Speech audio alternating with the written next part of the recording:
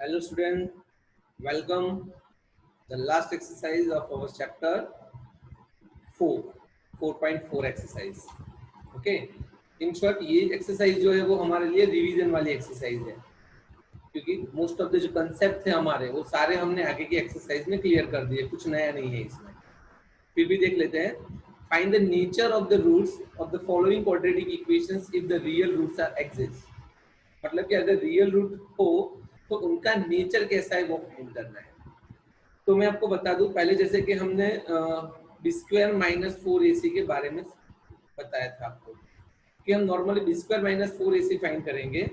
अगर वो b square minus 4ac greater than 0 मिलता है तो उसका नेचर रहेगा रियल, मतलब उसके टू रूट्स मिलेंगे, वो मिलेंगे रियल एंड डिफरेंट, या तो डिस्टिंक्ट भी बोल सकते हैं हम इसको। तो टू रूट्स मिलेंगे and they both are the real and distinct या different. But if you got the b square minus 4ac is equal to 0, तो रूट आपके रियल तो होंगे but both roots are equal. दोनों रूट्स कैसे होंगे आपके? इक्वल। रूट 2 मिलेंगे बट वो दोनों इक्वल होंगे। And if the b square minus 4ac is less than 0, मतलब कि अगर ये 0 लेस देन मिलता है तो no real roots are obtain. Okay, मतलब कि हम आपको उस टाइम पे कोई भी रियल रूट मिलेगा नहीं। तो ये था इस चैप्टर का कंसेप्ट, ये एक्सरसाइज का कंसेप्ट था। तो अभी हमें क्या करना पड़ेगा? सिर्फ हर एक सम में से B square minus 4ac find करना पड़ेगा। जैसे कि हमारा फर्स्ट सम है 2x square minus 3x plus 5 is equal to 0। तो यहाँ पे हम लिखेंगे a is equal to 2, b is equal to -3 and c is equal to 5। यहाँ पे अभी हम फाइंड करेंगे b स्क्वायर माइनस 4ac को, जिसको हम डिस्क्रिमिनेंट भी बोल सकते हैं। d is equal to b square minus 4ac। b square यानी -3 का स्क्वायर आएगा +9 -4 2 and 5 5 4 जा 20 2 जा 40। यानी कि यहाँ पे हमारा जो डिस्क्रिमिनेंट है बी स्क्वायर माइनस 4ac वो नेगेटिव 0 मिला, मतलब लेस देन 0 मिला, नेगेटिव मिला। तो इसका मतलब अभी हमने बताया कि अगर आपके जो बी स्क्वायर माइनस 4ac है वो लेस देन 0 मिलेगा तो हमें उसमें लिखना पड़ेगा क्या कि no real roots are found. Similarly हम बाकी के दो सम करेंगे। ये सेकंड सम है हमारा उसी क्वेश्चन का, उसमें पहले लिख देंगे a is equal to 3, b is equal to -4 root 3 and c यानी कांस्टेंट टर्म जो कि है 4। लिखेंगे b square minus 4ac, b square यानी -4 रूट 3 का स्क्वायर माइनस 4a यानी 3 एंड c यानी 4। चलो -4 का स्क्वायर होगा 16 और रूट 3 का स्क्वायर होगा 3, तो 16 3 जा 48 और यहाँ पे भी ये हो जाएगा 48। तो ये दोनों कट हो जाएंगे तो हमारा बी स्क्वायर माइनस 4ac है वो मिल गया 0। तो हमने आगे ही लिखा दिखाया आपको कि अगर आपके बी स्क्वायर माइनस 4ac 0 मिलता है तो आपके दोनों रूट्स कैसे रहेंगे? Real and equal. अगर आप इसको कोई भी मेथड से, फैक्टराइजेशन से तो हो भी सकता है, फैक्टराइजेशन से भी होगा, computing square and using formula, आप कोई भी मेथड से करो तो आपके जो दो x की वैल्यू मिलेगी दोनों इक्वल ही रहेगी। तो यहाँ पे लिखेंगे real and equal root. Okay, and ये थर्ड वाला सम, इसमें a is equal to 2, b is equal to -6 and c is equal to 3। Again d is equal to b square minus 4ac, b यानी -6 लिखेंगे, a यानी 2 and c यानी 3। -6 का square positive हो जाएगा +36 माइनस 4 2 जा 8 3 जा 24। और यहाँ पे जो d मिला हमारा b स्क्वायर माइनस 4ac वो हमें मिला ग्रेटर देन 0। ये इक्वल टू 0 मिला था, ये ग्रेटर देन 0 मिला। तो ग्रेटर देन 0 में हमने आगे क्या बताया था आपको कि दोनों रूट्स कैसे मिलेंगे? Real and different.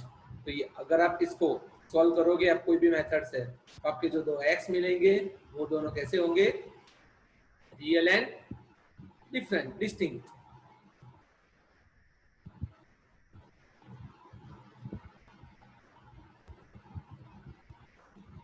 ओके, तो ये हमने जो 3 सम में दिखा उसमें क्या था, नेचर चेक करना था। Okay, now let's see the question number 2। Find the value of k find करना है for each of the following quadratic equation so that they have a equal roots. तो हमने पहले ही बता दिया इक्वल रूट्स के बारे में। क्या था हमारा फॉर्मूला, ये रहा, अगर हमारे रूट्स इक्वल होते हैं तो बी स्क्वायर माइनस 4ac 0 मिलेगा। तो यहाँ पे अभी हम वही कंडीशन की यूज करेंगे। पहले तो पहले सम के लिए हम a2 लिखेंगे, b लिखेंगे k एंड c होगा हमारा 3। फिर क्या लिखेंगे कि roots are real and equal, roots are equal. तो इक्वल रूट्स होगा, उसका मतलब बी स्क्वायर माइनस 4ac हमें मिलेगा 0। अभी इसमें हम वैल्यू पुट करेंगे, के स्क्वायर माइनस 4 2 3, ये हो जाएगा 24। उसको राइट साइड ले जाएंगे तो इसका रूट नहीं निकलेगा। तो रूट निकालने के लिए हमें क्या करना पड़ेगा, 24 है तो इसको हम लिखेंगे 4 6, जिसमें 4 का आएगा √2 और 6 का नहीं निकलेगा तो रूट के अंदर 6।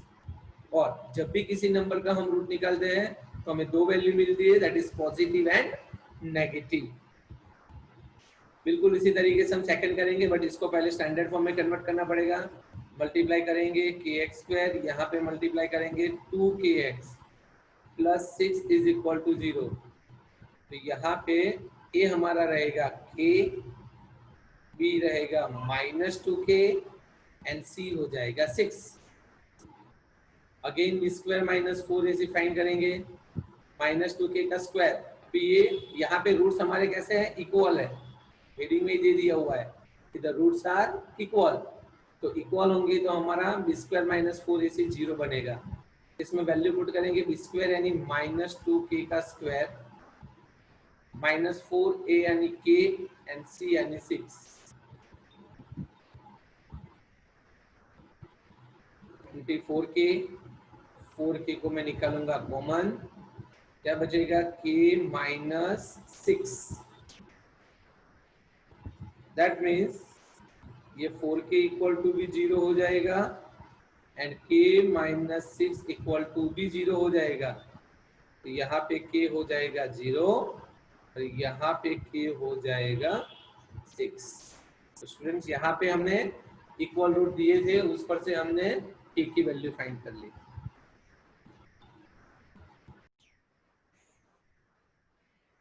Okay, the next sum is it possible to design the rectangular mango grove whose length is twice its breadth and area is this? तो यहाँ पे हमें क्या करना है, पहले तो इक्वेशन बनाना है आगे के जैसे, और इक्वेशन बनाने के बाद स्क्वायर माइनस 4ac फाइंड करेंगे। अगर वो 0 और 0 से बड़ा मिलता है, मतलब 0 और ग्रेटर देन 0 मिलता है तो यस इट इज पॉसिबल, और लेस देन 0 मिलेगा तो no it is not a possible. तो पहले तो हमें सपोज करना पड़ेगा, किसको सपोज करेंगे हम, ब्रेड को। Let breadth is equal to x metre, तो उसकी लेंथ क्या हो जाएगी, ट्वाइस यानी कि 2x metre. Area of rectangle, क्योंकि यहाँ पे फील्ड जो है वो रेक्टेंगुलर है, तो area of rectangle is equal to L into B. Area of rectangle का फॉर्मूला तो हमने लिख दिया। नाउ एरिया ऑफ रेक्टेंगल हमें दिया हुआ है 800, L यानी कि लेंथ जो कि हमारे पास 2x एंड ब्रेड्थ जो कि हमारे पास x इंटू x वो हो जाएगा x², और 2 से इसको डिवाइड करेंगे तो ये हो जाएगा 400। मतलब इसका अगर रूट निकालेंगे तो हमें मिलेगा 20। एक्चुअली तो दो वैल्यू मिलती है, पॉजिटिव एंड नेगेटिव। आगे ही बताया कि जब भी हम किसी का स्क्वायर रूट निकालते हैं तो हमें दो वैल्यू मिलती है, बट लेंथ और ब्रेड्थ कभी नेगेटिव नहीं हो सकते, इसीलिए हम यहाँ पे x लिखते हैं 20। तो x क्या था हमारा, ब्रेड्थ, तो ब्रेड्थ हमारी हो गई 20 एंड जो कि लेंथ है वो हो जाएगी उससे डबल यानी कि 40 मीटर। तो ये एक चीज हमें मिल गई। अभी हमें क्या बोला गया है कि भाई इज दैट पॉसिबल, तो यहाँ पे तो सीधा पॉसिबल वैल्यू ही हमने फाइंड कर दी पॉसिबल की। ओके, तो यहाँ पे तो आंसर मिल गया, बट हमारा सम यहाँ तक रहेगा। ये एक्चुअली मैंने आपको सॉल्व करवा दिया। सम कैसे करना है, मतलब यहाँ पे पूछा है पॉसिबिलिटी पूछी है, तो क्या करेंगे, x square plus 400 left side आ जाएगा तो माइनस 400 इक्वल टू 0। यहाँ पे ए रहेगा 1, बी रहेगा 0 एंड सी होगा माइनस 400। तो D is equal to B square minus 4ac, B square यानी 0, माइनस 4 ए यानी 1 एंड माइनस 400। तो ये माइनस माइनस प्लस 1600 हो जाएगा, जो कि वो मिल गया हमें ग्रेटर देन 0। ये वैल्यू हमारी कैसे मिल गई, ग्रेटर देन 0। इसका मतलब रियल रूट इसके पॉसिबल है हमारे। तो रियल रूट पॉसिबल है, तो हमें पूछा गया है कि भाई ये रेक्टेंगल पॉसिबल है, तो yes the rectangle is possible. Okay, और हमने तो ये आंसर भी फाइंड किया, बट ये हमने एक्स्ट्रा किया हुआ है जिसकी जरूरत नहीं है। Second, is the following situation possible? If so, determine their present age. The sum of the age of, मतलब कि ऐसी condition possible है, the sum of the age of a two friend is 20. तो चलो, let the age of one friend, let the age of present age of one friend is x years. So दूसरे friend की, second friend की as क्या हो जाएगी, 20 minus x, क्योंकि दोनों का सम 20 दिया हुआ है। Then 4 years ago, 4 years ago मतलब 4 साल पहले, तो ये दोनों में से हम 4 को माइनस करेंगे और इनका प्रोडक्ट जो होगा वो होगा 48। तो चलो, ये फर्स्ट फ्रेंड की एज एक्स है, प्रेजेंट एज, तो 4 साल पहले होगी x माइनस 4। फिर ये दूसरे फ्रेंड की एज है 20 माइनस एक्स, उसकी 4 साल पहले होगी माइनस 4, और ये दोनों का प्रोडक्ट हम ले लेंगे 48। तो 20 माइनस 4 यानी कि 16 माइनस एक्स, मल्टीप्लाई करेंगे हम 16x minus X square minus 16 4 जा, हेलो, ओके सुनाई दे रहा है ना बेटा? ओके, तो 16 4 जा 64, माइनस माइनस हो जाएगा plus 4x is equal to 48। अभी क्या करना है, हमारा माइनस एक्स स्क्वायर उसको राइट साइड भेजेंगे तो plus X square, then 4x and 16x 20x उसको राइट साइड भेजेंगे तो minus 20x, minus 64 right side चला जाएगा तो प्लस 64 हो जाएगा,